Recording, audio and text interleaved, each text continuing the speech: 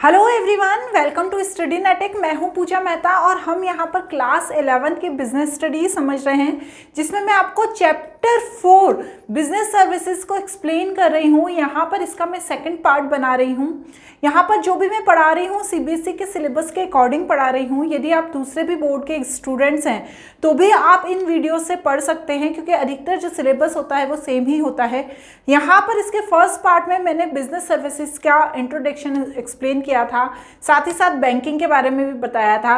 आज यहाँ पर ये इसका सेकंड पार्ट है, तो बिना देरी के स्टार्ट करते हैं। लेकिन उससे पहले चैनल को सब्सक्राइब जरूर कर देना। यदि मेरा पढ़ाने का तरीका अच्छा लग रहा है तो अपने फ्रेंड्स के साथ भी जरूर शेयर करना। इसकी पीडीएफ भी मैं आपको बहुत ही जल्दी अवेलेबल करा दूंगी।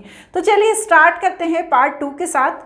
यहाँ पर बच्चों इसके पार्ट 2 में banking service with particular reference to bank draft, bank overdraft and crash credit, इस तीनों ही टॉपिक को हम समझने वाले हैं। ये तीनों ही इंपॉर्टेंट टॉपिक हैं, इसलिए आज इसे हम अच्छे से समझ लेंगे। तो हम सबसे पहले स्टार्ट करते हैं बैंक ड्राफ्ट के साथ कि बैंक ड्राफ्ट होता क्या है। तो ध्यान से देखिए बच्चों कि बैंक ड्राफ्ट क्या होता है। ये जो होता है बैंक ड्राफ्ट एक फाइनेंशियल इंस्ट्रूमेंट होता है, जिसकी हेल्प से फाइनेंशियल इंस्ट्रूमेंट होता है जिसकी हेल्प से हम मनी को एक बैंक से दूसरे बैंक में ट्रांसफर कर सकते हैं या बैंक की एक ब्रांच से दूसरी ब्रांच में ट्रांसफर कर सकते हैं। अब इसमें अलग क्या है चेक बुक से, तो देखो चेक जो होता है कभी कभी क्या होता है, यदि किसी के अकाउंट में पैसा नहीं होता है तो चेक बाउंस हो जाता है। लेकिन जो ये बैंक ड्राफ्ट होता है ये कभी बाउंस नहीं होता। ऐसा क्यों होता है? क्योंकि बैंक ड्राफ्ट जो होता है वो बैंक के द्वारा ही इशू किया जाता है और बैंक ड्राफ्ट बनाने से पहले ये देख लेती है कि बैंक के अकाउंट में पैसा है या नहीं, उसके बाद ही वो बैंक ड्राफ्ट इशू करती है। या तो क्या करते हैं जो बैंक ड्राफ्ट बनवाते हैं वो कैश में ले जाके पैसा दे देते हैं और बैंक ड्राफ्ट बनवा लेते हैं, या अपने अकाउंट में पहले ट्रांसफर कर देते हैं और फिर बैंक ड्राफ्ट बनवा लेते हैं। तो यहाँ पर जो बैंक ड्राफ्ट बनवाता है वो क्या करता है, जिसको ड्राफ्ट देना है उसको वो बैंक ड्राफ्ट की कॉपी दे देता है और फिर वो जिस भी बैंक का बैंक ड्राफ्ट बना हुआ है वहां से जाकर कैश को विड्रॉ कर सकता है। तो यहाँ पर बैंक ड्राफ्ट बैंक की किसी दूसरी ब्रांच के लिए या किसी भी एक बैंक से दूसरे बैंक के लिए बनाया जाता है। अधिकतर क्या होता है जब बैंक ड्राफ्ट बनवाया जाता है तो बैंक के कुछ चार्जेस होते हैं जो बैंक क्या करता है अपने लिए रखता है, बैंक ड्राफ्ट बनवाने के लिए लेता है। क्योंकि क्या होता है बैंक ड्राफ्ट बनवाने से किसी तरह का कोई रिस्क नहीं होता, तो उसका वो कमीशन कुछ अपना बैंक अपने पास रखता है। अब हम नेक्स्ट समझ लेते हैं कि बैंक ओवरड्राफ्ट क्या होता है। ठीक है, ये तो हमने बैंक ड्राफ्ट के बारे में समझ लिया। अब होता है next point bank overdraft. Bank overdraft भी एक तरह का फाइनेंशियल इंस्ट्रूमेंट ही है, ठीक है ना। ये क्या करता है, इसमें क्या होता है, सपोज हमारे बैंक में 20 लाख रुपए हैं, ठीक है, हमारे बैंक में 20 लाख रुपए हैं और हमारे यहाँ जो ट्रांजेक्शन होता है हमारे अकाउंट में वो अधिकतर इसी तरह का पैसा आता रहता है। मतलब कभी 5 लाख आता है, कभी 10 लाख आता है, कभी 20 लाख आता है। मेरा ऐसा ट्रांजैक्शन साल भर में चलता रहता है और मेरे बैंक से बहुत अच्छे टर्म्स हैं, वहाँ के मैनेजर से मेरे बहुत अच्छे टर्म्स हैं, वहाँ पे कुछ एफडीज भी हैं मेरी, जिसके कारण बैंक से मेरे अच्छे टर्म बने हुए हैं। अब क्या करती है बैंक, क्या करती है, 20 लाख रुपए सपोज मेरे अकाउंट में है, ठीक है, 20 लाख अकाउंट में है।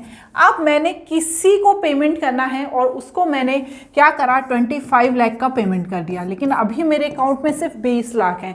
तो यहाँ पर क्या करती है जो बैंक होती है ना, उस पर्टिकुलर अकाउंट होल्डर को क्या सुविधा देती है, ओवरड्राफ्ट की सुविधा देती है, जिसमें वो कम से कम जो भी उसकी लिमिट उसने पहले से डिसाइड की होती है उतनी लिमिट के पैसे चाहे उसके अकाउंट में हो या ना हो वो बैंक से निकाल सकता है।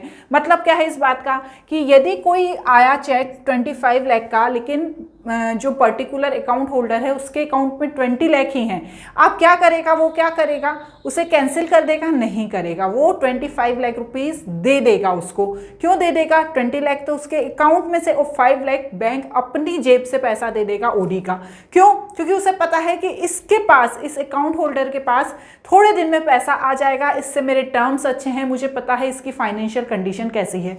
तो यहाँ पर बैंक ओवरड्राफ्ट की सुविधा बैंक देती है उन अकाउंट होल्डर को जिनसे उनके टर्म्स अच्छे होते हैं, जिनसे उनके रिलेशन अच्छे होते हैं। तो बस वही चीज़ इसमें बताई गई है। दूसरे शब्दों में यहाँ पर एक डेफिनेशन लिखी हुई है, bank overdraft is an unsecured form of the credit that mainly use for covering short term cash requirement. ठीक है ना, यहाँ पर क्या होता है, छोटे समय के लिए, जैसे ये जो 5 लाख रुपए उसने दिया वो थोड़े समय के लिए बैंक ने दिया है, थोड़े समय बाद उसे पता है कि इनके अकाउंट में पैसा आ जाएगा और ये 5 लाख रुपए बैंक को वापस कर देंगे, तो ये शॉर्ट टर्म रिक्वायरमेंट को पूरा करता है।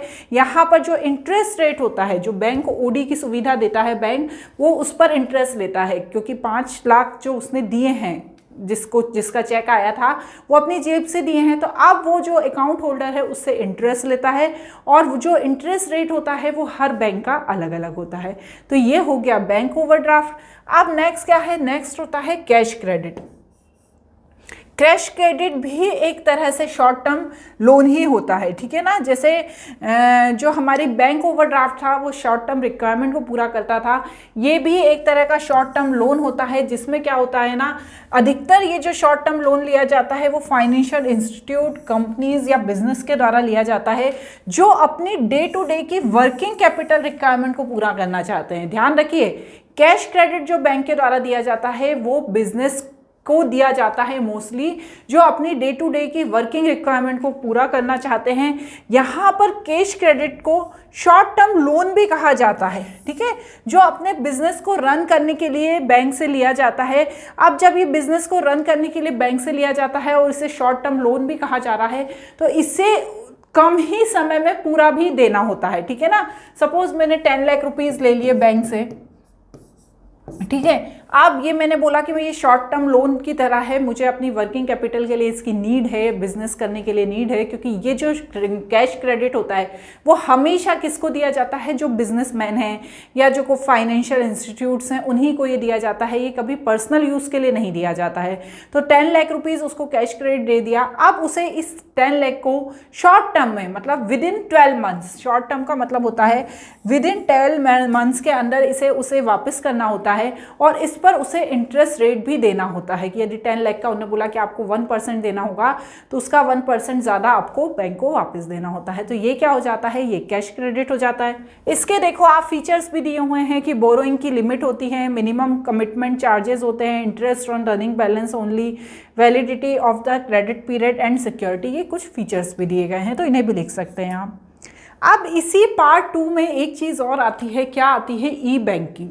क्या होती है ई बैंकिंग? वैसे तो आप ई बैंकिंग से अवेयर हो गए होंगे, क्योंकि आप लोग अभी आजकल इन्हीं का यूज़ कर रहे हैं। The growth of internet and the e commerce is the dramatically changing every life. मतलब आज के समय में आपने देखा होगा कि कंप्यूटर, इंटरनेट, ये सब बहुत ज़्यादा इंक्रीज़ हो गया है।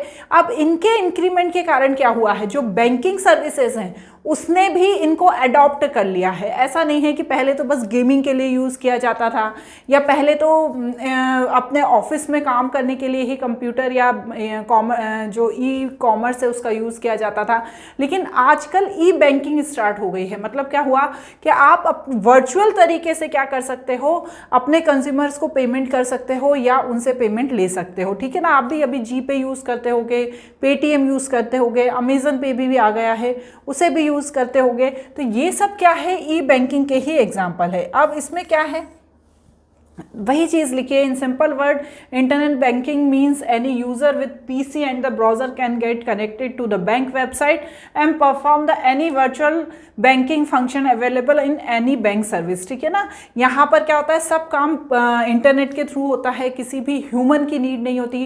पहले हम जाते थे बैंक में, लाइन में लगते थे, फिर पैसा सबमिट करते थे, या लाइन में लगते थे, फिर दूसरा बैंक का एम्प्लॉय हमें पैसा देता था, बहुत सारा समय बर्बाद हो जाता था।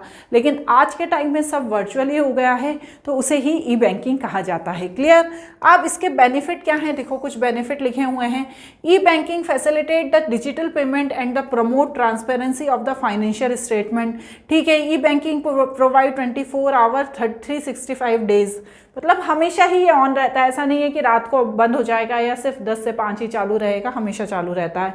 नेक्स्ट क्या है, यहाँ पर जो फाइनेंशियल डिसिप्लिन है, हर चीज़ की रिकॉर्डिंग है। ऐसा नहीं है कि आपने फाइनेंशियल ट्रांजैक्शन किया और वो आपको बाद में शो नहीं होगा। आप जिससे जी पे करते हो तो आपके पास बाद में लिस्ट आ जाती है कि आपने किन किन को पेमेंट किया है। वही चीज़ बताई गई है, consumer can make some of the permitted transaction from the office और house while travelling via mobile और टेलीफोन। ठीक है, हम ये सब कर सकते हैं। तो यही ई बैंकिंग की खासियत बताई गई है। आज यहाँ पर इसका पार्ट 2 हमने ख़त्म कर दिया। अब इसका लास्ट पार्ट 3 बचा है, उसे ज़रूर देखिएगा।